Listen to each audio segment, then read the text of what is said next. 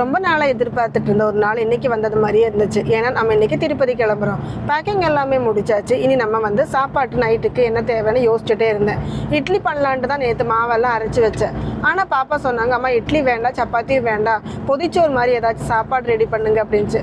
தக்காளி சாப்பாடு இலையில பொதிஞ்ச வாசனையாக இருக்கும்ட்டு நான் தக்காளி சாப்பாடு ஊறுகாய் தான் இன்றைக்கி எடுத்திருந்தேன்.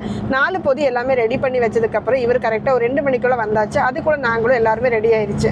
இனி நம்ம கிளம்ப வேண்டியதான். நம்ம வீடெல்லாம் கொஞ்சம் க்ளீன் பண்ண வேண்டியது இருக்குல்ல. ஏன்னா நம்ம போகும்போது அப்படி கசகசன்னு போட்டு போக முடியாது. அதெல்லாம் ரெடி பண்ணிவிட்டு ஒரு 3 மணிக்கு கிளம்பலான்னு சொல்லிட்டு இருந்தோம். ஆனால் ஏர்லியாகவே ஒரு 2:30க்கே நம்ம வீட்டிலேருந்து கிளம்பியாச்சு.